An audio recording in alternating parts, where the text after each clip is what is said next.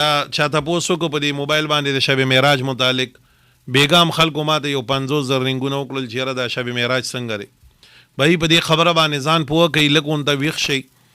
اول معراج څه ته وایي؟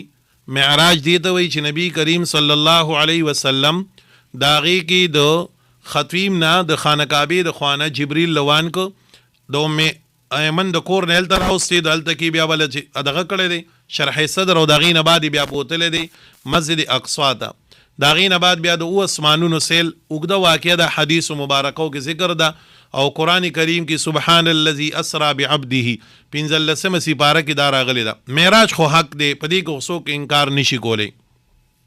اوس دا یو خبره چې دا معراج کله شوی دی نو په دې کې اختلاف دی. څوک وایي دا په 20مه شپه د رجب باندې شوی دی لکه بیګانه شپه، څوک وایي دا په ربیع الاول کې شوی دی. داسې د دې کې مختلف اقوال دي، د علماو پکې مختلف اقوال دي، خو مشهور قول پکې دقه دی چې دا د 20مه د معراج باندې شوی دی. اوس موږ له څه پکار دي په دې کې؟ نو زموږ شریعت په دې شپه باندې یا په دې ورځ باندې هیڅ قسمه څه د روژې یا چې کوم دی نو د خاص قسم عبادت امر موږ ته نه دی کړی، ځکه د نبی علیه السلام د معراج نه بعد د مدینې دور سوره تیر شوی دی، پای کې نبی علیه السلام نه داسې ثابت نه دي. دارنګې د صحابو زمانه تیره شوې ده، د صحابو نه ثابت نه دي چې نبی علیه السلام په دغه شپه باندې خاص امر کړی چې دا عبادت وکړئ دا عبادت وکړئ دا عبادت وکړئ.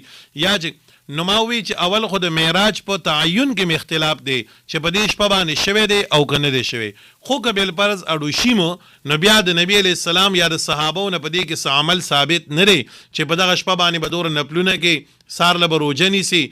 ما ته پرون دوره خلکو رنګونه وکړل چې د ویلی نشم، میسیجونه به راتلل، دکه یو جواب به مې ورکو وروره نشته دی پکې څه نشته دی پکې څه. او چې کله د شریعت یو حد نی مقرر کړی، شریعت یو عمل نی مسنون کړی او یا مستحب کړی او هغه موږ د ځان نه مستحب یا چې کوم دین مسنون ګڼو دې ته بدعت وایي.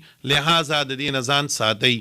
اسی چې کوم دی نو دا میاشت چې کومه شروع ده د رجب ورپسې د شعبان، نبی علیه السلام په دې کې دعا کوي چې اللهم بارک لنا فی رجب و شعبان، خدای زما په رجب او شعبان کې برکت واچي. نو دا د برکتونو میاشتې دي، په دې کې که بنده اسی عبادت ډیر کوي، تلاوت ډیر کوي، تهجد کوي، نوافل کوي، ډیره ښه ده. خو یو شپې سره خاص عبادت یا د یو ورځې په دې کې روژه دا پکې ثابت نه دي. پوه شوئ که نه؟ نو نن ورځ نه روژه شته او نه بیګا شپه د دې خاص عبادت و. لہذا هسې که یو سړی چې کوم دی نو په دې ورځو کې عبادت کوي نو ما ووایي دا میاشتې محترمې دي، الله ورته یو عزت ورکړی دی، نبی علیه السلام د دې د برکت سوال کړی دی. خو ځان له خبره ده، خو ته ولې چې کوم دی یو 20مې پسې لګېدلی معراج او معراج او خلکو له یې نوم نه ورته، دا اوس د کمنټس کوم دی شب برات لیکي او بیګام چې کوم دی نو خلکو شب برات او شب برات خوړو دې ته وایي نه، دا شب معراج ده. شب برات خو 15مې د شعبان ته وایي، ای کوم بالله خبرې دي.